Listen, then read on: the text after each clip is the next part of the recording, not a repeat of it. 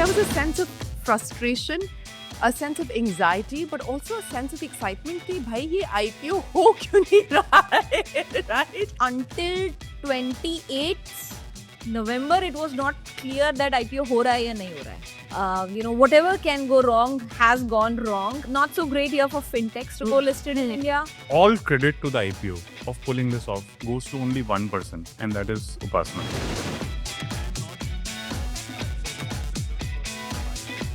Anything that the regulator can do can in fact cause an existential issue. How has that been for the two of you to deal with? It's been crazy. And fintech as a sector, I still see as a sunrise sector.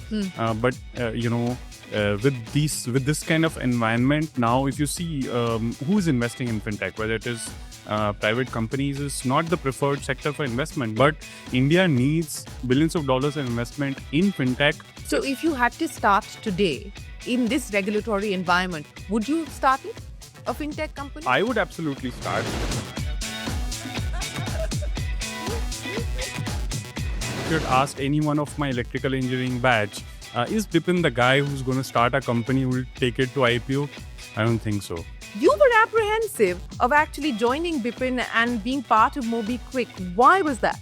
When we met, very serendipitously, we went to watch a play at India Habitat. What was the play called? What Women Want. So you're fine. I was not the organizer. I would say I had the gas. I need the ignition. Ignition, and she provided that. Pressure on you. You've had a difficult quarter. With the losses widening quite significantly. Has that changed the way that you think about the business? We know how to build a scaled and profitable fintech company. So full stop. We know how to do it, and we have done it. But does it mean that the macros will always be the same? Yeah. Does it mean that things will not change, or you will not have 1 or 2 quarters up and down? The answer is no. The song that embodies how you're feeling today about MobiKwik and about life in general. लक्ष्य तो हर हाल में पाना है.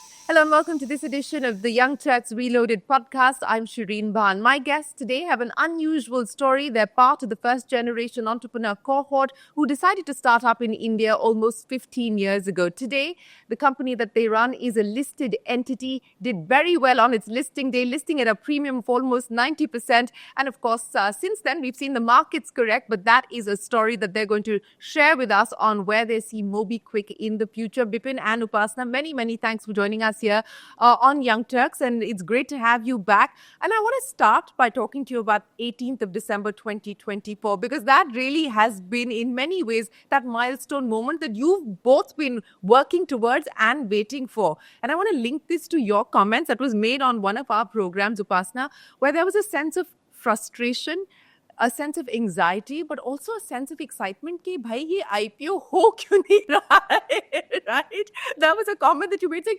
everybody is getting cleared but not us. Right. So I think, what they say, that things that you have to work really, really hard for, finally when you achieve them, I think the sweetness of that victory is amazing. And I think that, kudos to all the tech entrepreneurs in India who have gone public recently and also in 2024. But I would say that the journey for us was, I think, far more tumultuous, far more arduous for various reasons. I think some people have also said that, whatever can go wrong has gone wrong from a climate and environment perspective. So I think it was a not so great year for fintechs to go listed in India. And I think many things happened during the year, also ups and downs in the market. So it was therefore a harder sort of journey for us. And, people are talking about it took us 1 year. We filed our DRHP in January and we completed the IPO in December. But, I want to tell you that we were working on the IPO from 21 because we had also attempted once in 21. Absolutely. And, we had some bad luck, even though everything that we had done was perfect. so to speak. So this was really, really, a long, long sixer that we were waiting to hit, so to speak. And I can tell you that we were both very happy and excited at the final outcome, because it was I don't have words. Like, it was extremely hard for us, is what I can say. Yeah. I want to add something, about what she said in the beginning. I have seen her pull this IPO off in close quarters. Okay. And of course, I've been part of the process as well. But all credit to the IPO of pulling this off goes to only one person, and that is Upasana. And I am not trying to say this just because she's my wife or she's my co-founder. No other person in this kind of environment, in this kind of a space. Please remember, think of OND quarter, Yeah. when there was so much bad news Around 50. that had come around fintech, around regulation, around Lending. earnings, Yeah. around digital lending. Yeah. So much so, one of the guys we were chasing for Investors. giving one of the investors, he didn't even give us a meeting. He said, you guys do this, but BNPL or whatever it is, and we don't look at this space. He Yeah. said, okay, fine, that's not the only business we do. We have a payments business and lending business. Guess what? Until about 45 days into the process, kickstarting of the roadshow, we didn't even get a meeting from that person, that team. And it was just like, we were like, okay, is this happening? Not happening. Because we knew that getting someone like that mean the IPO is going to get done. Yeah. And going to be very super successful versus maybe not happening at all. And over a WhatsApp conversation, she pushed that person saying, okay, you at least give us a meeting. You come for lunch tomorrow in BKC or wherever it is. At least I'll give you a very nice lunch. Huh. And, we went there for lunch, and that led to a 3.5-hour meeting, which led to a follow-up, another 4-hour meeting. That led to that particular investor leading our IPO. Now, this is what I say, what Upasana can accomplish. And that is the day when I, put my hats off and said, look, I mean, what is impossible? We talk about impossibles every day, Yeah. overcoming challenges. But if we can do this in a sector so hard, like so difficult as fintech, then, I think whatever is happening now, it's nothing, right? I mean, we just going to go from strength to strength. So for you, impossible is nothing. Quite literally, right? You should hear my motivation playlist. What is your motivation playlist? It has an eclectic mix of English, Hindi, and Punjabi, but it has never given No up. Kashmiri? Well, Kashmiri also.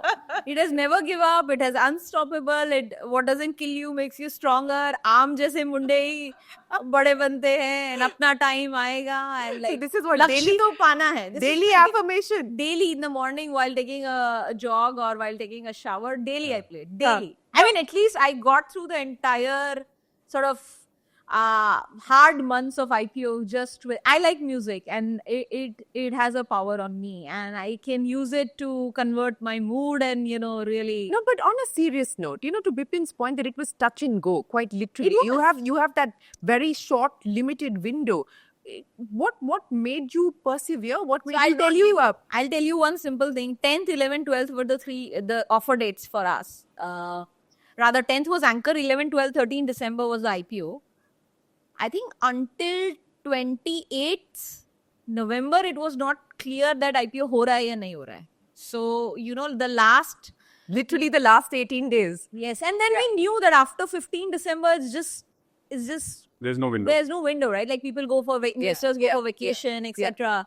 And look what has happened in January. So I'm thankful to God. I'm thankful to our team Flash, and I'm thankful to Bipin, my colleague Anand and I. We just persevered, and we pushed each other. I might have got the meetings, but it's a team effort, right? Yeah. Somebody's the opener, somebody's the closer.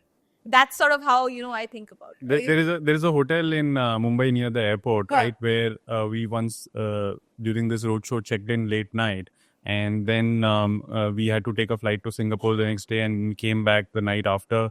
And then we came to the reception, and that lady said, "Didn't you just come in yesterday?" I said, "Yeah, we went from Mumbai to Singapore, and now we are back here." Back. Because guess what? We made a pact, like, we're going to stay in Mumbai until the IPO is done. And that's it. And we did it. But Bipin, I want to go back to the start. As Upasana said, you've had a tumultuous journey when you started in 2009. And there have been many reasons why you probably should not exist today, but you continue to exist. And today you're a listed entity. But I want to go back to your conviction in wanting to start up in 2009. Your family didn't want you to start up. You were the oldest son. You had that responsibility and the baggage of having seen a family business not go through the kind of expectations that you had. The conviction to start up, what made you want to do it? So firstly, thank you, Shireen, for inviting us here. And I think it's I think more than 15 years later that we are doing the back on Young Turks. Yes. And first time we came, we were shooting from an apartment, which was our first office. So it's great to be here, back again, and reliving those days in terms of how we started up. And that was 2011, and I started up in 2009. Look, I mean, I think I was pretty frustrated with what I was doing just in work, and I wanted to make an impact in my life. And I had multiple options. I thought, maybe I should go study MBA. I'm from IIT Delhi, and, a lot of my peers would go do MBA and get jobs in consulting, banking, earn a lot of money, or go do masters, etc. But I had been working for 6-7 years in India. So the path was clear to me, either go do masters.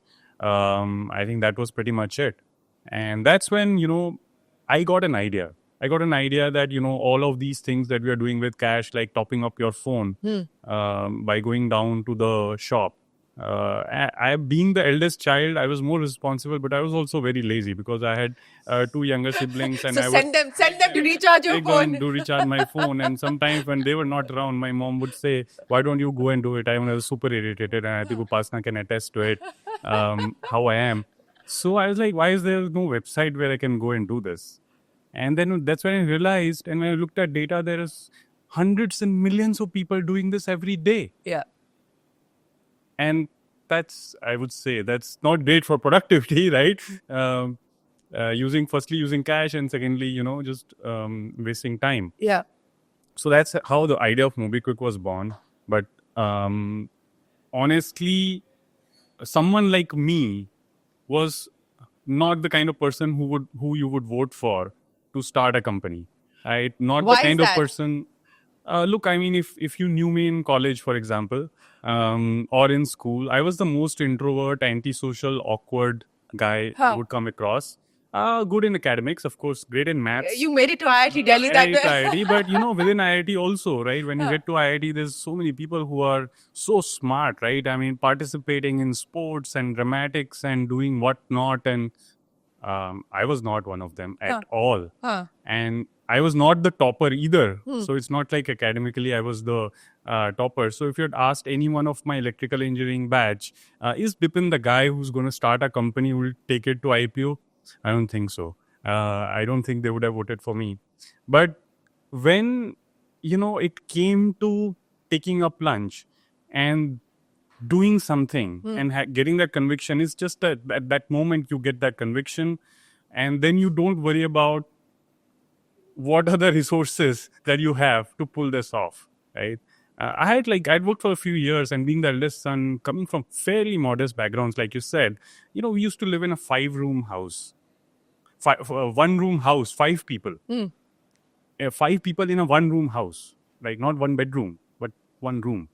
And so coming from there, cracking IIT, getting a job, saving some money, buying my first house, those were significant achievements for me and also for my family. I would imagine, yeah. And to give that all up, to say, let's start from zero. To start a company, I think Upasana had a great role to play in it. Of course, when I met her, she's the kind of person, she pushed me into it.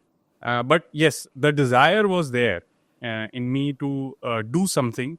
And I think that's how it started. And then once it got started, I think then post that, was No looking back. No looking back. Well, we'll talk about the many twists and turns that have happened in MobiKwik's journey in a second. But Upasana, I want to come to you now because you didn't want to get into MobiKwik. And I'll put this in the context of a conversation that I had with Mr. Murthy. When he was starting Infosys, the seed capital came from Sudha Murthy. She was an engineer herself. She was qualified to be part of the business. But he decided that the founders' families will not be part of the business. And today, he believes that he would have done it differently. If he had the opportunity, he would have done it differently.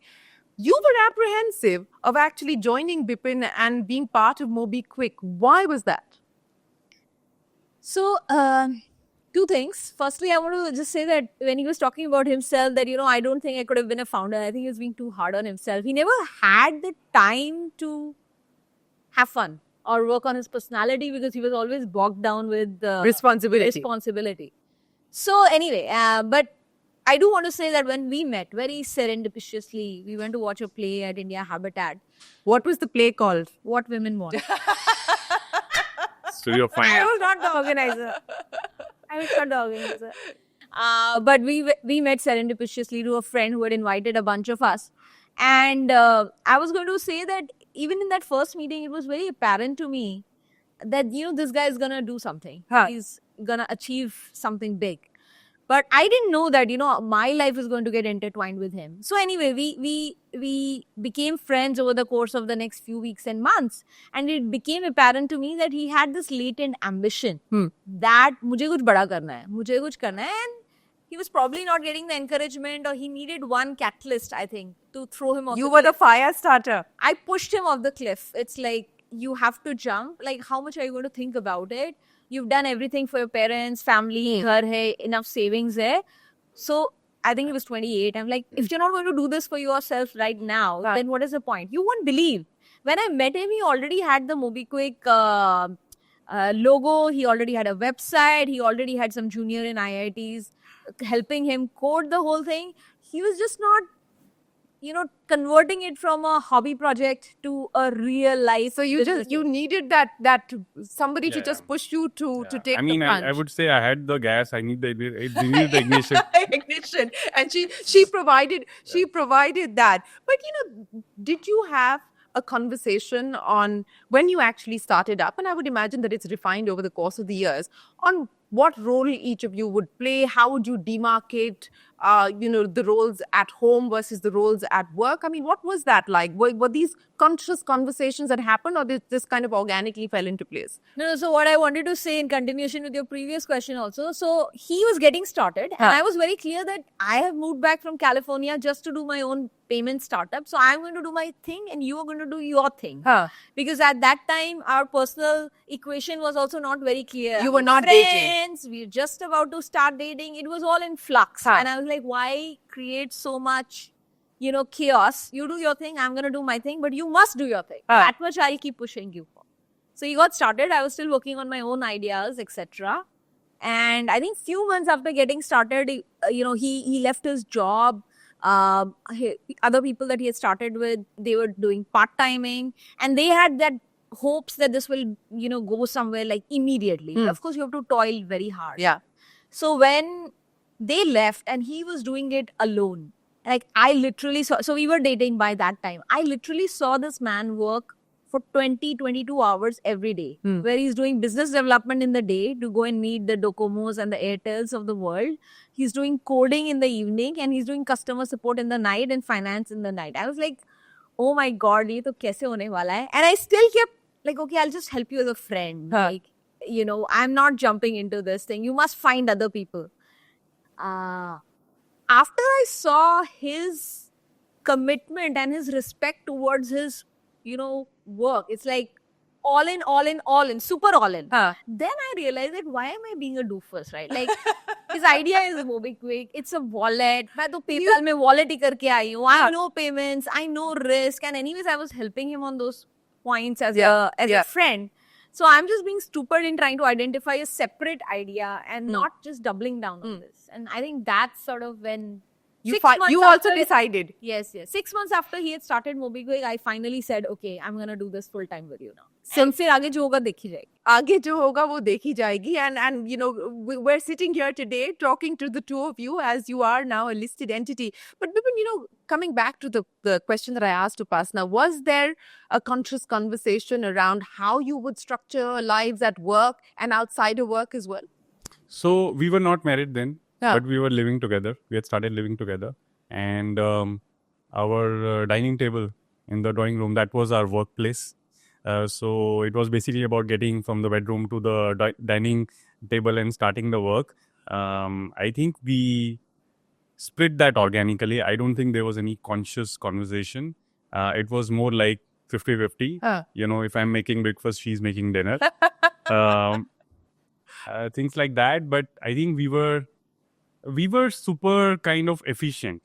If I go back and see, you know, as like we're not even 30, so our needs were not that many. Our chores were also not that many. Right.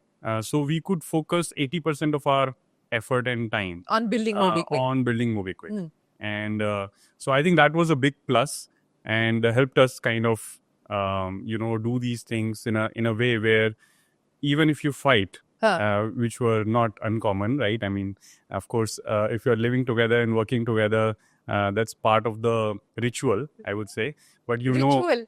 yes, I mean, you have to let it Yes, out yes. in terms of you're living with a person and you're also building something. In terms of what you're doing is not right, what you're doing is this, we should do it this way or that way, or you know, something about food, right?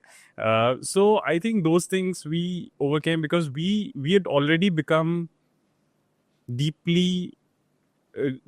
as friends, to the extent that, you know, these fights couldn't kind of separate us in any way, right? We knew that the fight is going to end, and you're going to ultimately have a silent period followed with a Who breaks the silent period? Who makes up? Who's the well, I first do. to I make think up? I would like to say I do. Does he?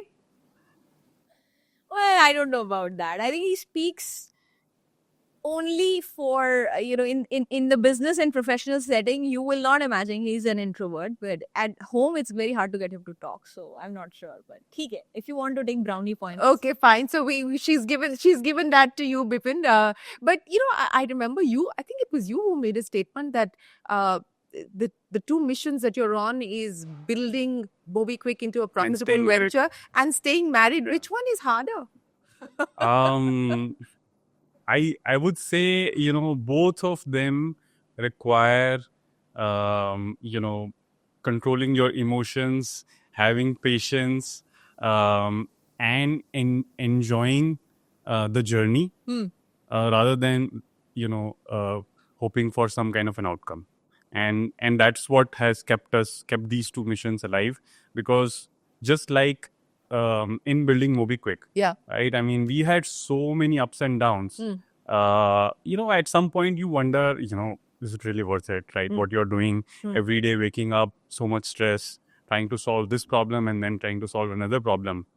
I don't think we had that level of, you know, fights or disputes, at least personally, ever. But yeah, I mean, you know, work seeps into your personal life and creates a kind of subconscious stress, which we later realize that, you know, these tempers or these conversations or these arguments are resulting from some latent stress coming from work, rather than, you know, something that you don't like about the person. And then you go back to knowing that, you know, this person is your best friend ever, right? Who understands you probably better than you do yourself, because she has seen you, you know, Through all of your phases. and go through all the highs and lows. And I think that is where, you know, I think it has kept us alive together. No, but you know, and this is an important issue, and not just because people end up working together, but as couples, you know, as you navigate the many challenges that you encounter in life, at work, and so on and so forth. I mean, the two of you have an even more challenging task because you're working together and living together. But what do you believe?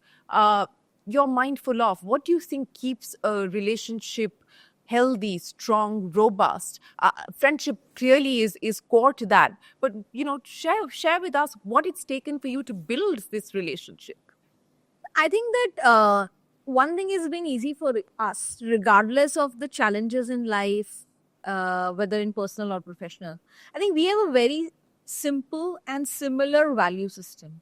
So I think that keeps us together, because we could fight like cats and dogs over, which sofa to buy, as an example, or not. But on simple things, on ethics, on responsibility, on how you live your life, I think we have the same sort of moral code, so to speak. So that keeps us together, because we know we'll think exactly the same way on this. I think mutual respect, and the fact that, we've both independently achieved a lot on our own in our personal lives, I think that has also helped us. But what you're asking, creating demarcations, creating boundaries, like in terms of what I do now for the last few years, I've been focusing more on external facing thing, investors, finance, PR, and I don't get into any of the product and business decision making that he has been involved in. But all of this realization has come, I think, after the first 7-8 years. The first 6, 7, 8 years, You did everything. We did everything together, and then we realized, we got married a few years after we started, and we had our kid 7 years after we had started MobiKwik. I think that was the inflection point when we realized that we can't be coming home at 9:30, 10, because we realized that during the pregnancy itself that we'll have to change our ways of working. Yeah.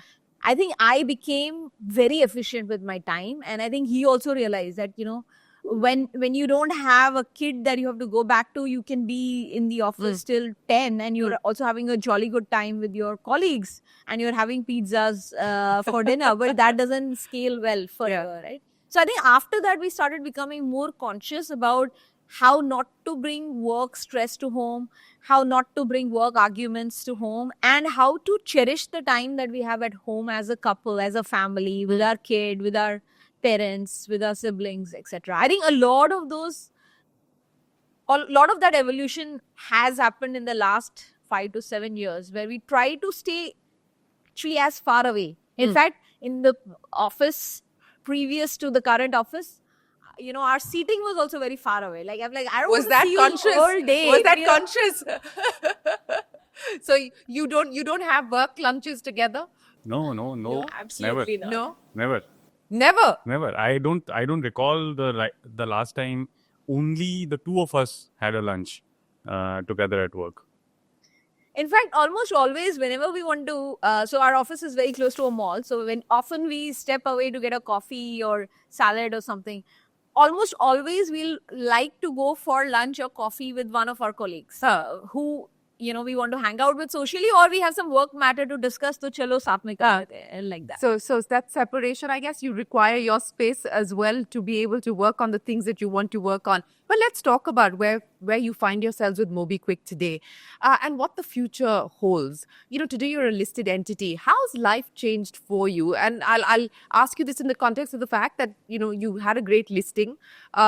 From the peak that you touched in December of over 600 rupees, it's down 50%, but the markets have also corrected quite significantly. Does that now put pressure on you? You've had a difficult quarter, with the losses widening quite significantly. Has that changed the way that you think about the business?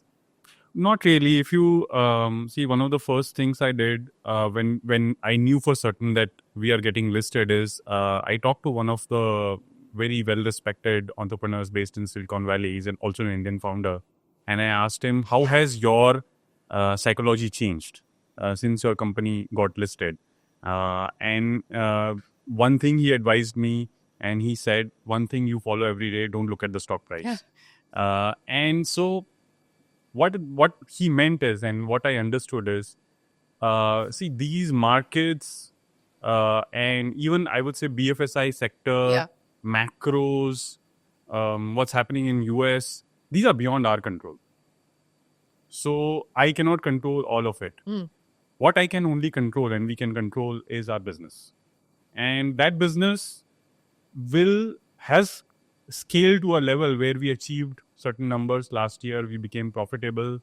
And by the way, we did it since 21 was the last fundraise. We did it without raising any additional funds. And we got to almost 890 crores of revenue and some 30-40 crores of EBITDA. So we know we can do it. We know how to build a scaled and profitable fintech company. So full stop. We know how to do it. And we have done it. But does it mean that the macros will always be the same? Does it mean that things will not change or you will not have 1 or 2 quarters up and down? The answer is no. And I think we are very, very bullish on MobiKwik, on what we can build and what we are building today. Because just I was discussing before our conversation, is that the opportunity of digitization in finance, what have we done and achieved in India? It is nothing. It is not even single-digit percentage. Whether you talk about UPI, whether you talk about wallets, whether you talk about stock market investing, whether you talk about digital lending, it's all in single-digit percentage penetration. Whether you talk about insurance. So all we have to do is keep building it, but keep building it the way we have done in the past, which is keep costs under control, be efficient, and now, like we were discussing, now with AI in the mix, you can be super efficient in terms of how you build your business. So I think the platform and the foundation is there. I see the IPO. Many people think IPO is like the culmination of something. No, it's this actually could potentially be the start of a whole new chapter. We didn't sell a single share in the IPO. Neither did any one of our shareholders. That tells you about what they think about the future of MobiKwik. I will not comment on things like what the valuation is or what the valuation was or what the stock price is today. But these are the people who have seen us perform over so many years, overcome challenges and demonstrate resilience to getting us here. So now, we have 500 crore plus that we've raised in the IPO, which is in the bank, which we didn't have. So I would like to think the future is bright and we keep building. You talked about you being the external face and dealing with investors and so on and so forth. Has your life changed more than Bipin's? Because he's working on the product side of the business. He's working on the tech side of the business. For you, has life changed, Upasana, post the listing? Well, yes and no. I think that in the process of doing the IPO, I think I've become a complete investment banker, equity research analyst, and equity salesperson all combined into one in the last couple of years. So, not really. I think I've found the right balance in terms of how to present the company, the strengths, and where we are going. Without, I mean, if there's anything you can say about Bipin and Upasana and also the brand MobiKwik is that we are an understated brand and both of our personalities are as such. So I think I always believe that let's do it. Let's do something that creates an amazing impact and then, people will be able to applaud it on their own. There is no point in tom-tomming yourself or what you're gonna do. Let's do it now first. Like if you win a race, then people will automatically know you don't need to do anything about it. So I think to that extent, I think we'll continue just keeping our heads down. That's unusual, isn't it? In an era where you have press releases coming out, even, for companies that are pre-revenue today. I mean, sometimes do you feel like maybe you need to change track, or has there ever been the temptation to change track? Well, I mean, of course, we are, in the ecosystem. So we've seen how the India startup ecosystem has also evolved over the years.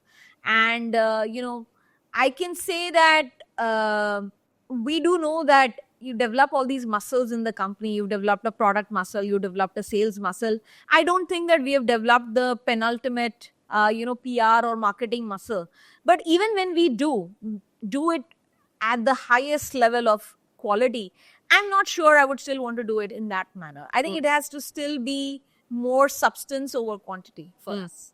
People don't understand what it actually takes to not just build a business, but to cross the kind of milestones that you've been able to cross, to go through the kind of challenges that you've been able to go through in a regulated sector, in a sector where you are not just dealing with the government, but you're dealing with the Reserve Bank of India. And anything that the regulator can do can, in fact, cause an existential issue for people like you. And I don't think people realize that. And, I had an interesting conversation with the Kamath brothers at Zerodha, and they were talking about the same thing. They said, with one stroke of a pen, the regulator can shut you down, essentially. How has that been for the two of you to deal with? Oh, it's been crazy. And I had mentioned this to some of the relevant people here when I was attending a meet related to fintech industry growth prospects in Delhi a few weeks back. Is that, when you're sitting here in Delhi or Bombay and we are passing regulations and or taking action, we think positive and negative, we don't realize that the people who look at companies like us, whether it is private or public, how they think about these decisions and what they understand and comprehend, because it becomes like a pretty big black box where the clear conclusion for a lot of people is maybe the regulators and the government don't want fintech. Which they've clarified, to try and send out the message that no, that's not the case. That but we do the want actions to support that take place, actually point to the contrary, right? For many of them, and then it's hard to justify that actions are against certain entities only, and it's not against a particular sector. But the media blow up that results from that. See, somebody sitting in Singapore, I met, a very, very big Swiss bank. We were talking to them earlier in our roadshow. I spent 1 hour with that analyst, a very well-respected analyst, just discussing what does the regulator want. And it was not about MobiKwik. He didn't spend 1 minute on MobiKwik. And I had to educate him, saying that this is what is happening. It's because I think there is a gap in the communication, and that gap, has to be closed. Because fintech as a sector, I still see as a sunrise sector. But with this kind of environment now, if you see who is investing in fintech, whether it is private companies, is not the preferred sector for investment. But India needs billions of dollars in investment in fintech to make the dream of truly inclusive finance happen in India. It's just we have not even scratched the surface. So if you had to start today in this regulatory environment, would you have started a fintech company? I would absolutely start because I have like 10 different ideas. You have the heart and the appetite for pain. No, I have not just that. I think, you also learn and evolve. I think the ecosystem has also learned. I have also learned along with it. See, a lot of the innovation, if it's not regulated, there is a very thin line between what you should do and what you shouldn't do. So that's the point, right? So if the regulator is coming in to say that, look, we want to put the guardrails in place so that innovation doesn't run far ahead of regulation, and that's always a catch-up that's that's on, whether in India or globally as well. So you understand the regulator's predicament, but as an entrepreneur, how do you then go around navigating your business? You built your business on a particular kind of arbitrage, let's say, in the world of finance. And in the world of finance, there are hundreds of arbitrages. You can build a business and make huge amounts of a huge business very quickly. And then suddenly the regulator comes in saying that this is not what we meant, or this is not explicitly allowed. I think that becomes a challenge. Because, look, you've invested money, you've put investors' money, your own time and effort into building something, and suddenly one day you wake up and say this is not allowed. I think now it's happening, a much closer dialogue in terms of what is allowed, how to do things, etc. Especially from a fintech point of view, is now happening, but it wasn't happening few years back. And I think that is where you would have found that many of the companies had missteps, and that means loss of capital and loss of trust, for example. Reputation, which is crucial in this business. I mean, we haven't spoken about it, but I want to tell you that I think we met maybe 100 investors in our roadshow in October, November last year. In typically all these meetings are 1 to 1.5 hours. In most of these meetings, first we were defending the sector, fintech India. Then we are defending, our segments of business within that. And then we are defending our own numbers and our competitive position. maximum amount of time we had to first defend this aspect only, that fintech industry in India is only going to grow. Yes, it will be a regulated market, but innovation, regulation, and actually adaptability are the key to success here. Because if you take the analogy of the movie industry, a one-hit wonder cannot succeed in fintech India, because that one product could become irrelevant, or it could not be allowed, or part of it could not be allowed. So you have to keep building, more and more things. And if you have a few things going for you, it doesn't matter that regulation changes something in one, regulation changes something. You have to be able to keep adapting. So you have to realize that there are very few listed fintechs in India. Yeah. And the understanding of technology in finance, at least in public sector, is technology companies who provide solutions to banks. Yes. Which is a completely different world, right? Right. Which is more tech fin and more tech or ITES or BFSI, whatever you want to call it. Fintech like ours and a few others, there's hardly anyone listed. And the reason for that is also because there is very, very clear lack of comprehension, understanding about business models, the future. I think certainty of business model is also something that public market investors don't want to take a risk with. No, and so that brings me to the question: when you were doing the road shows, and now of course you're already listed, but the question marks on the sector, the question marks on visibility as far as what you're going to be able to do in terms of performance. Will you be profitable? Will the profitability be consistent or not? I mean, how do you respond to that today, Upasana? So 2-3 things. I think A, we had to show the track record, and B, we had to say that look, in payments, now we've become the largest wallet. Look at our growth last year and the last 18 months almost. In every 12-month period, we have grown more than 3x in payments. And unlike other players in payments, we are growing profitably. And in fact, our contribution margin is also improving. And then after we have this payments base and we have 2-3 products within payments, we are also trying to scale up in UPI with innovative products instead of basic, UPI, like a RuPay card and a credit card on UPI. So that kind of thing. So we were trying to convince people on the payments growth, and look how much money we are making just in payments. So some of these mutual fund or domestic investors who are very wary of the distribution of financial products that we do, but mainly credit products. And they were like, oh, well, India is going through a cycle. Yeah. So, lending is going to be on a low mark. Yeah. So you won't be able to do this. So then we had to explain to some people that just look at how much we are doing in payments. And we've grown 3x. Yeah. If I grow this 2x, then again, I will be able to continue to be profitable. I don't have to be dependent on distribution of credit products at all, because this is how I'm building the product. So this diversification is going to be crucial for you, isn't it, Bipin? As we talked about, I mean, today what we are seeing is that there is a significant consumption slowdown, which is being reflected in your business, in your numbers as well. So this diversification of creating a suite of solutions and a suite of revenue streams, this is going to be crucial for you. Absolutely. So the way we think about this is whether it is a user or a merchant, and we have 167 million users and 4.5 million merchants. What do they need? They need first a payment solution, ability to pay conveniently, safely, instantly. Second, if they need money, they should be able to get it. It could be a secured product. It could be an unsecured loan. It could be a credit card, whatever it is. Third is, it's not just that they need loans. They also have money in their savings account, which probably is yielding 3-4% return. So they also need an easy way to manage that money or earn returns, better returns on that money.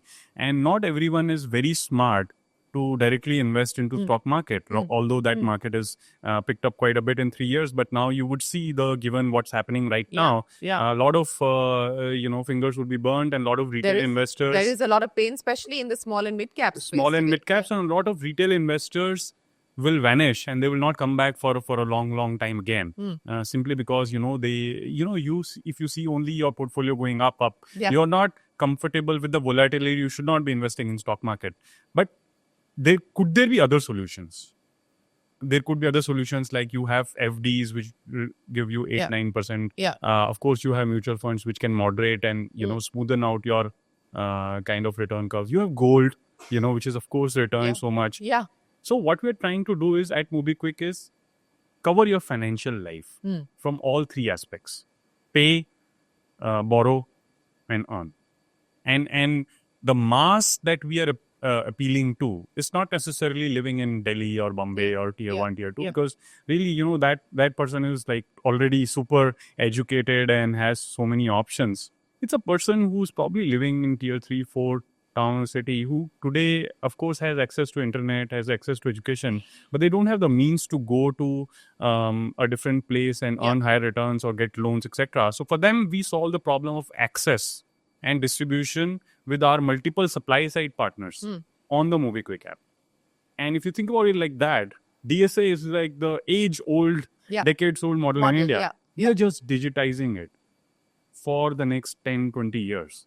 And that's where, we believe we are very, very confident in a long-term vision and what we are executing towards the products we are building.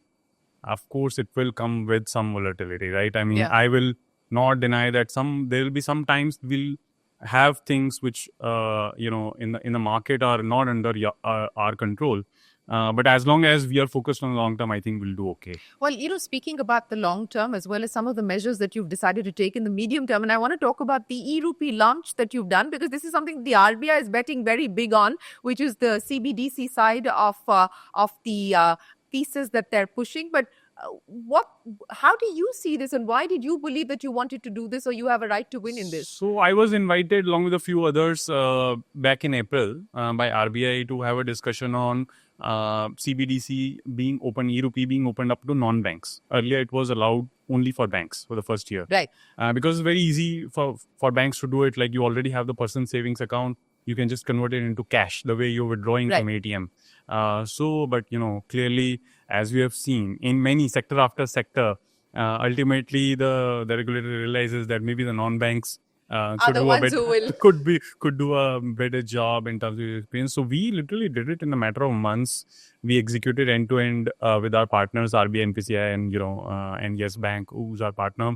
So CBDC, in short, is digital cash, and I think cash in digital form has many advantages. It's as good as physical cash, Okay.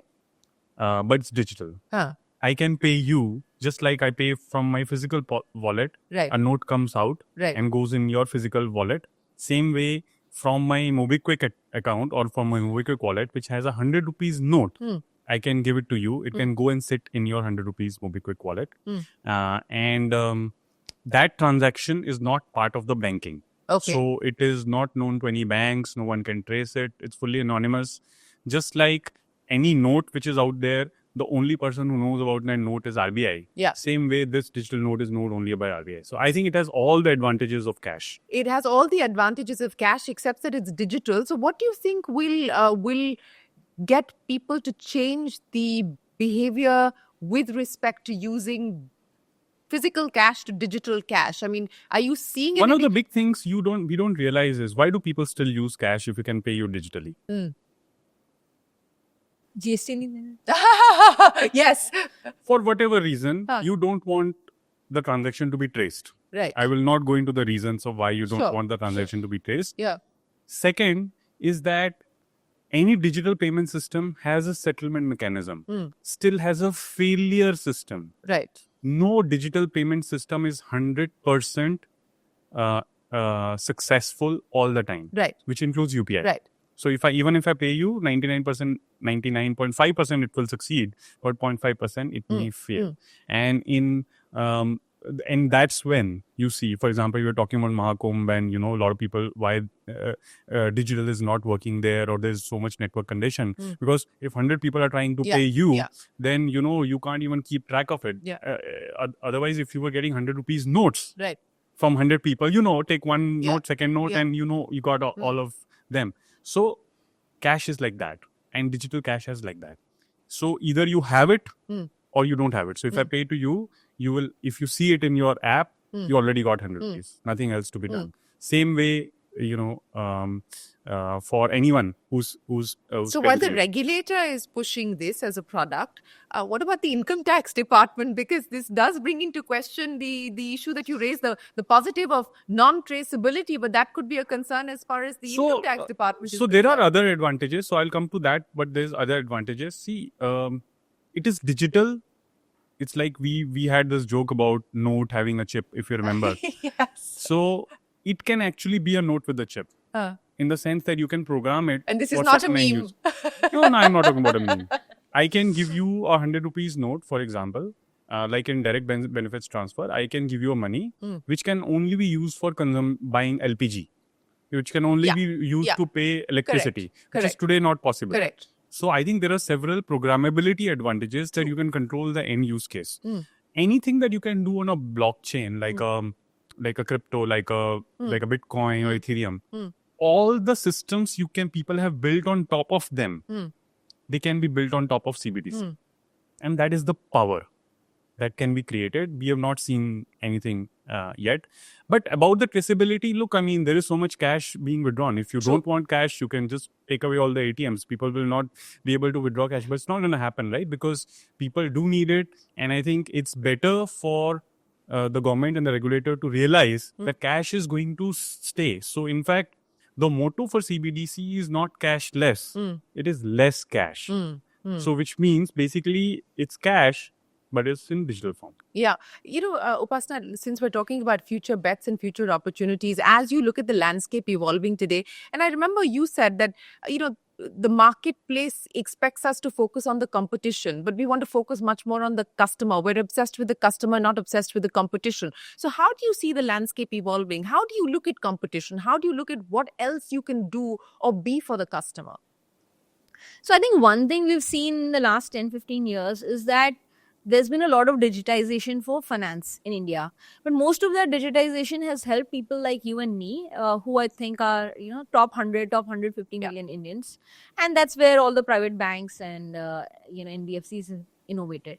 So that really is not playing out in terms of finance reaching the tier 2, tier 3 Indians, whether it is a user or a small merchant. So for example, Policy Bazaar has done so well in terms of insurance distribution. But I can see that in my user base, they are not reaching to most of those users because the earnings of my user is probably not such high that the premiums will be in thousands of rupees. Right? So when we think about finance and we think about democratizing financial products, payments is like the least common denominator. And so we know now that, 400 million Indians are transacting digitally using UPI, wallet, their smartphone, etc. So that we continue to double down and grow on. But after that, what is there? There is, distribution of access to credit. There is access to insurance. There is access to investment products. Yeah. And in all of these, there will always be people, who are super smart. They can get a financial advisor, or their bank will help them invest in the right things or use the right products. But for the masses, people who are earning 40,000 rupees, 60,000 rupees per month, we see that there is a huge gap. Even if they have taken credit at some point, they have a decent credit score, in all likelihood, due to various procedural requirements, they will not get. And salaried people still have an advantage. But interestingly, most of India is, self-employed, so not salaried. So self-employed में finance में बहुत challenge है. So our focus is, given that we have such a large user base and also small merchant base, we first connect with them over daily life payments, whether we are enabling the merchant to accept payments or we are enabling the user to make the payments. Now, after that, after looking at their KYC, their profile data, etc., we are trying to now diversify in terms of giving them access to the right investment products. So, for example, my user is not so savvy, like they can go to a Zerodha and grow and, figure out how they want to invest their money in, stocks and options, etc. So, the products have to be super simple and they have to be fairly risk-free because they will not be able to appreciate the risk and reward. So that's sort of where we are trying to go, that can we work with the OEMs or the financial institutions, banks, insurance companies, mutual fund companies, and can we bring these very super simple products onto our app? So I think the SEBI chief used the term the sachayization of financial products across different classes, asset classes you were talking. I mean, she was talking in the context of equities and mutual funds and so on and so forth. Is that really the next wave of both innovation as well as growth, Bipin, that you see? Yes, so absolutely. I think ticket size is critical because ultimately what happens is if you have someone sitting a few hundred kilometers from a big city, how do you create trust? Can you convince them to put 10,000 or 20,000 or 1 lakh rupees into some kind of product, investment product? The answer is no, right? So you have to start small. Even if you have to put money in a mutual fund or a fixed deposit, or even as simple as gold, right? I mean, for example, everyone in India buys gold. Yeah. But how do you buy gold, right? I mean, if you know, a lot of people have a deposit scheme running with their local jeweler, Yeah. where they're depositing 100 rupees or 200 rupees every day or every week and saving up for gold. And it carries risks. You don't know if the jeweler is going to stay there or not stay there. Same thing is there. You're giving money to somebody who's saying, I'm putting this money in your bank branch going to yield 6-7%. So there is a lot of lack of education and lack of access about whether these things can be available on an app. Can you put 100 rupees or 500 rupees or 1,000 rupees in an FD, which earns 8-9%? Can you put 100 rupees to buy gold every day at today's price? Right? Same thing with mutual funds. Can you buy, like now, I think you can buy up to 250 rupees. You can do a SIP. So this really helps the last mile customer with the lower ticket size and lower appetite to cross that bridge and do their first investment.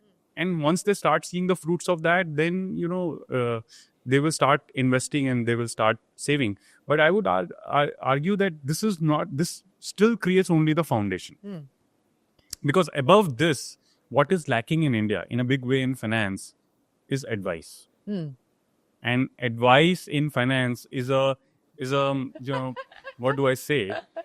Thanks to internet, thanks to YouTube, all kinds of advice. You'll find 50% saying this, 50% saying do sip karo, 50% saying sip mat karo. But also the regulators cracking down on advice, so to speak, especially as far and as that's YouTube, where etc. that's where I think there is currently, for example, overarching, there is no regulation. And also overarching, I think it makes people maybe take wrong decisions, right? And a lot of the people who are marginal, if they end up taking wrong decisions, they actually, you put money in this stock and suddenly, the stock collapses and you lose money. So I think there's a lot of innovation left to solve for that. And Is that a space that you're going to look at? That's definitely a space, now with, one is being human and being biased. And the other thing is, let systems do it. And age-old portfolio constructions and your financial life, if an AI were to construct it, how would it construct it to your best benefit? Now that's a problem that's definitely unsolved. Is that a problem you want to solve? Definitely a very interesting problem that keeps me awake. And when I keep hearing about the advances that are coming and the fact that now EA is becoming cheaper and cheaper, for sure it's a space that we are definitely looking at. So, you had your Swadesh moment when you decided to come back to India, give up the California dream, so to speak, and move to India. As you look at India today, and so much has changed, so much has opened up. What does India today stand for you, from your perspective? I think India today is, Hong Kong was 15 years ago, where the whole world, wanted to come. And I still know that, in the Western world, there are centers where there's a lot of innovation happening. But I think it's that one market. We spoke about in fintech or in startups, there's still more ease of business required. There's still more relaxation of regulations required. But think about it.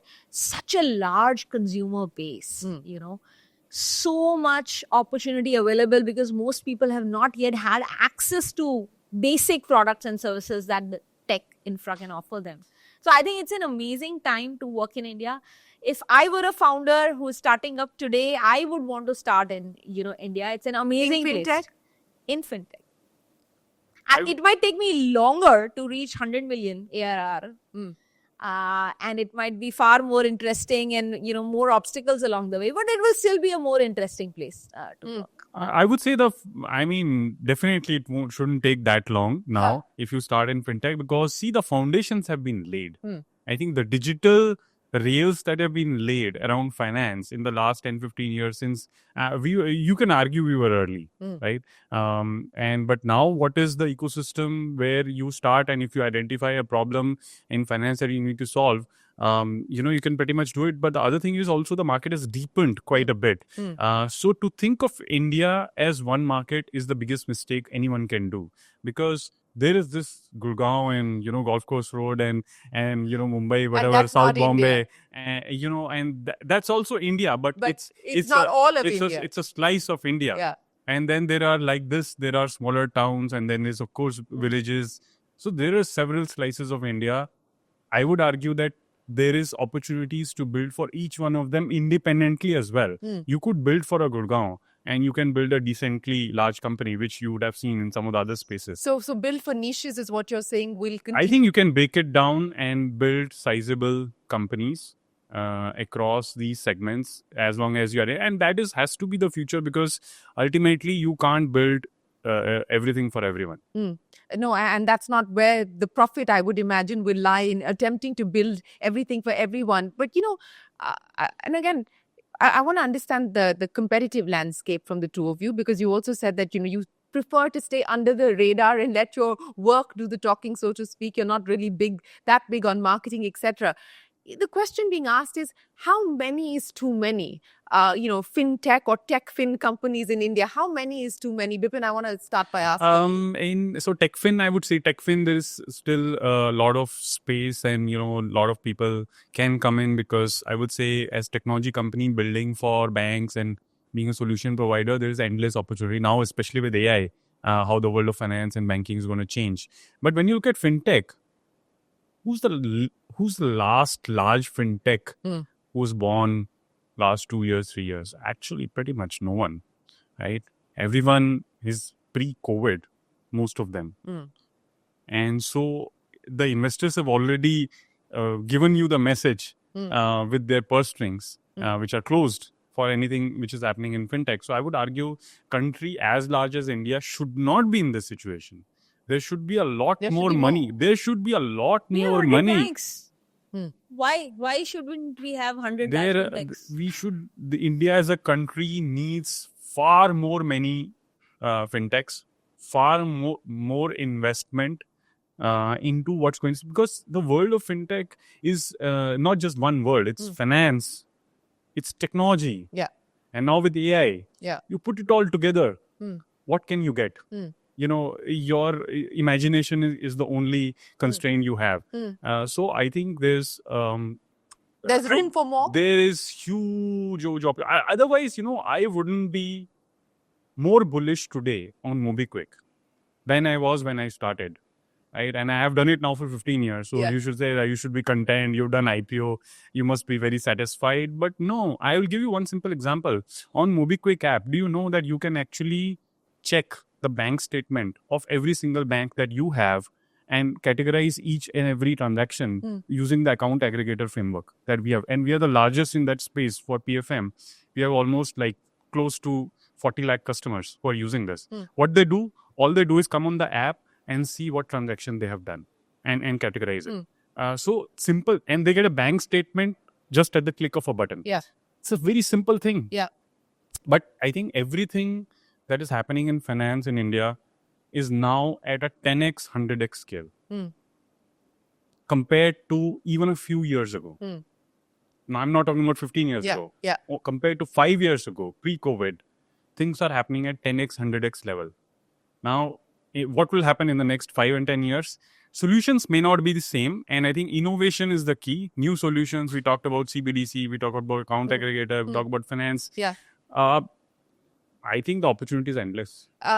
Banking aspirations, as and when that opens up, if at all, at some point it opens up? So I would say never to anything.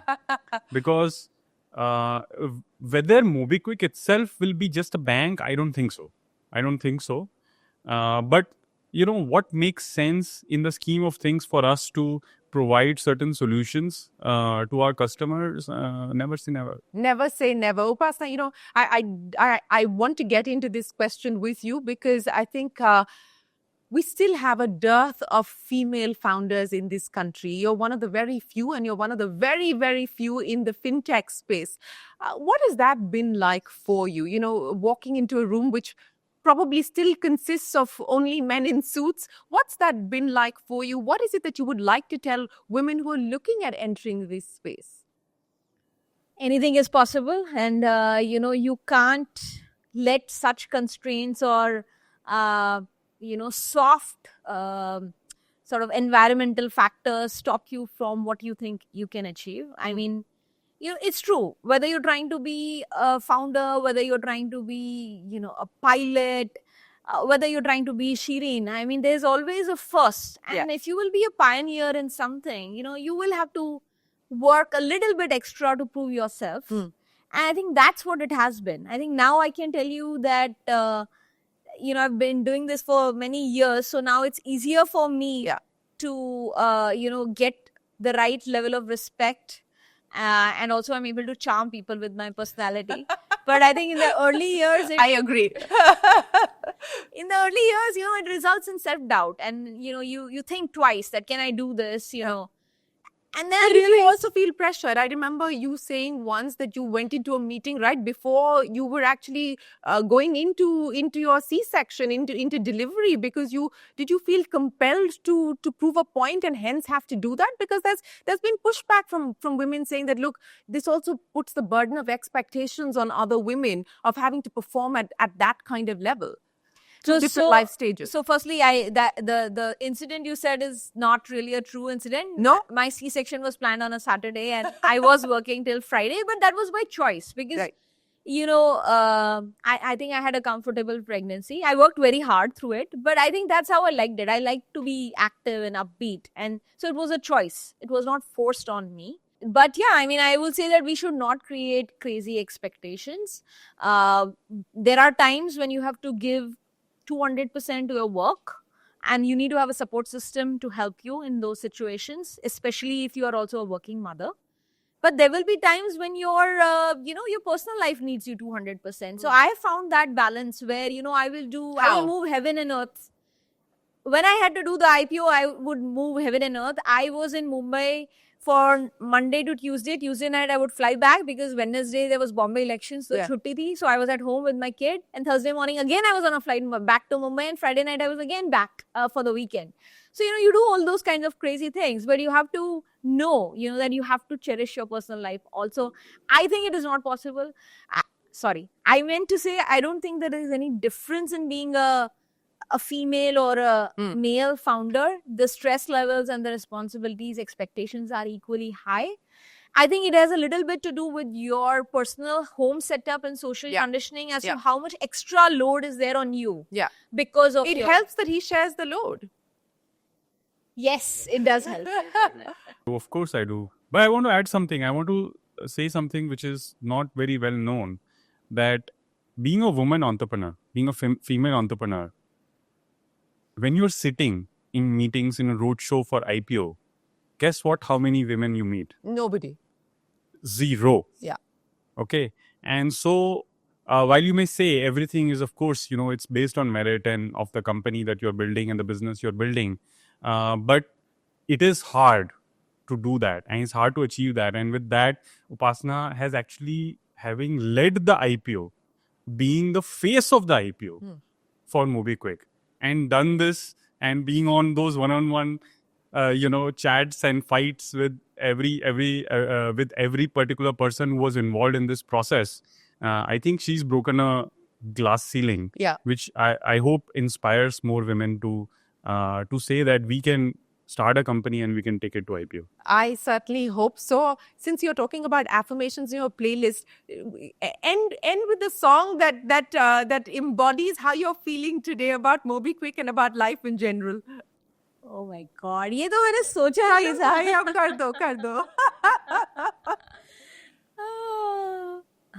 Oh my God. Come on, Bipin, help her. कोई बताओ. अच्छा. लक्ष्य तो पाना ही था. हाँ तो गाना तो गाओ.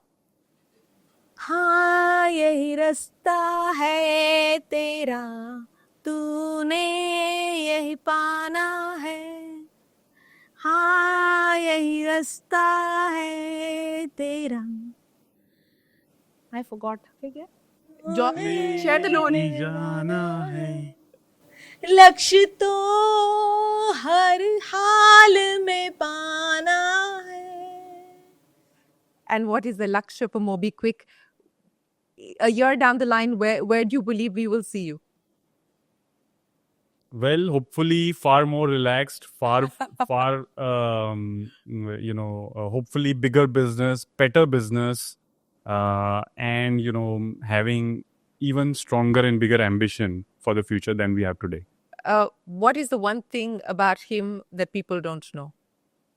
And the one thing that you respect and admire about him the most? One thing about him that people don't know. Well, he's a pretty damn good cook. He loves grilling all kinds of non-veg. And I think it could have been a reason that he decided that, we should, that I should get married to him, because I come from a Kashmiri Yes. family. And the joke is that I prefer vegetarian food, but he's very happy to go to all my, aunties and uncles' houses. And have the nenbat. Yes. All the Rogan Josh, all the non-veg items that he can eat. So that's, he's a big foodie. Yeah. And I think if he's more relaxed, maybe he'll, start some fine, Fine restaurant. dining. Yes. That's interesting. And what do you respect and admire about him the most? I think that when he puts his mind to something, it's very, very hard to get him, To give up. to give up. I persuaded him to not start riding motorcycles and not to buy one. And I told him midlife crisis ho raha hai tumhe and all kinds of things I tried. But this man didn't give up. So like from his Xth birthday to X plus 1th birthday, he's like, इस बार तो मैं ले ही रहा हूँ, and you are buying it for me. So did you buy him one? I did. What did you buy him? What do you have? What do you have? It's He has a it's Ducati. Acha, you asked him what you bought him. So you have a Ducati. Yes. Midlife I have a crisis. Ducati. I spent 365 days writing an application to her. And I had to convince not just her, but my entire family. So midlife crisis or no midlife Not crisis? midlife crisis. I think, I want to explore multiple things. I play football. I ride a bike. That's pretty much it. That's and the one thing that people don't know about her. I think people probably know this, but maybe the world of business doesn't know that well that, she comes across this very strong personality. Huh. Who's pretty, she's like force of nature. She Yes. comes across Yes. like that. But what people don't realize is at heart, she's very, very, inside, she's very, very deeply emotional. And she cries a lot. Really? I would never have thought that. Yes. Upasna And Thakur is a so crier. in our house we have a competition between her and our kid, who can cry more on very silly issues. At the drop of a hat. I'm a fairly sensitive person. So, but I don't cry at work. I mean, it's just my closed ones can make me cry for very silly things. I can feel bad, but at work, So you're actually a softie. Yeah, I'm actually a softie. So I can tell you that, see, this is a 21, around end of 21 is when, we didn't accomplish our first IPO attempt. So I was already very sad and upset. But more upsetting than that was, just a month or so later, I lost my father. All of a sudden, he was in the pink of his health and just had a heart attack in his sleep. And it took me more than a year to recover from that.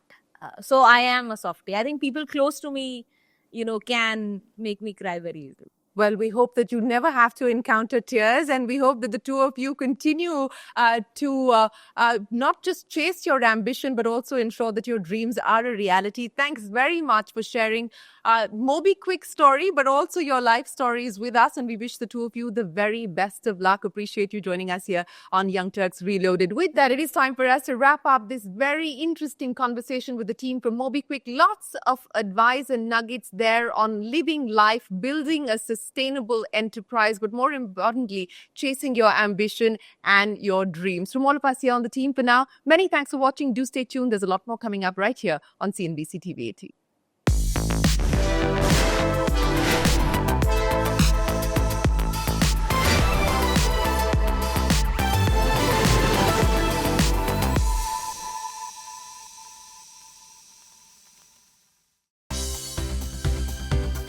For more news and updates, all you need to do is follow CNBC TV 18 on all of our digital platforms.